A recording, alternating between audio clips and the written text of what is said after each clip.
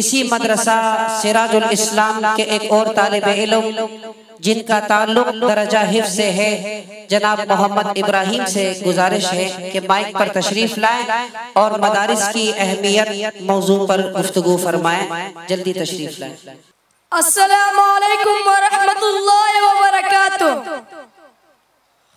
الحمدللہ وحدہ والصلاة والسلام على من لا نبی بعدہ، اما بعد فاعوذ باللہ من الشیطان الرجیم، بسم اللہ الرحمن الرحیم۔ قال اللہ تبارک وتعالی فی القرآن المجید والفرقان الحمید، انما یخشی اللہ من عبادہ العلماء۔ وقال النبی صلی اللہ علیہ وسلم خیرکم من تعلم القرآن وعلمہ۔ صدق اللہ العظیم۔ چشم فلک بھی پرکھ چکی ہے ہمیں نگاہ کار سے، چشم فلک بھی پرکھ چکی ہے ہمیں نگاہ کار سے، پوشیدہ کیوں کر رہا گیا ہمارا اثر اغیار سے، ہو چشم نگاہ کے پردے عناد سے صرف نظر، سارا جہاں چمک رہا ہے ہمارے کردار سے۔ محترم اساتذہ اکرام و طلبہ اعزام، بفضل تعالی آپ کے سامنے نطق و گویائی کی چند پھول نچاور کرنے کی سعادت حاصل کر رہا ہوں۔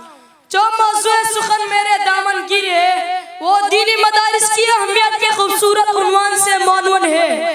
اسلامی معاشرت میں دینی مدارس کی کیا اہمیت و ضرورت ہے، کوئی بھی ذی عقل مسلمان اس سے ناواقف نہیں۔ ان دینی مدارس کے ذریعے نہ صرف اسلامی معاشرت، اسلامی اخلاق و خصائل زندہ و تابندہ ہوتے ہیں۔ حقیقت یہ ہے کہ آج پورے دنیا میں خصوصاً پاک و ہند میں جو روشنی نمایاں نظر آتی ہے، در حقیقت وہ انہی مدارس دینیہ کا فیض و اثر اور مرہون منت ہے۔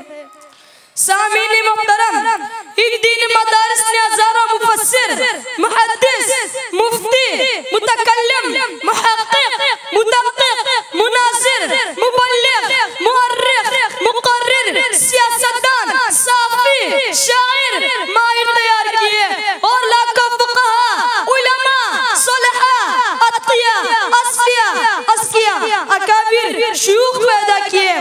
حاضرین گرامی، مفکر پاکستان، شاعر مشرق علامہ محمد اقبال رحمۃ اللہ علیہ، جن کے زندگی کا اکثر و بیشتر حصہ کالج و یونیورسٹی میں گزرا، ان کی قلندرانہ نگاہ کتنی دور رس اور حقیقت شناس تھی، جس کا اندازہ آپ ان کی اس تحریر سے لگا سکتے ہیں جو انہوں نے دینی مدارس کی اہمیت کے متعلق لکھی۔ فرمایا، ان مکتبوں کو اسی حالت میں رہنے دو، غریب مسلمانوں کے بچوں کو انہی مدارس میں پڑھنے دو۔ اگر یہ ملا اور درویش نہ رہے تو جانتے ہو کیا ہوگا؟ جو کچھ ہوگا میں اسے اپنی آنکھوں سے دیکھ آیا ہوں۔ اگر ہندوستانی مسلمان ان مدرسوں کے اثر سے محروم ہو گئے تو بالکل اسی طرح ہوگا جس طرح اندلس میں 800 سال مسلمانوں کے باوجود آج غرناطہ اور قرطبہ کے کنڈرات الامرا کے نشانات کے سوا اسلام کی پیرووں اور اسلام کی تہذیب کا اثر کا کوئی نشان نہیں ملتا۔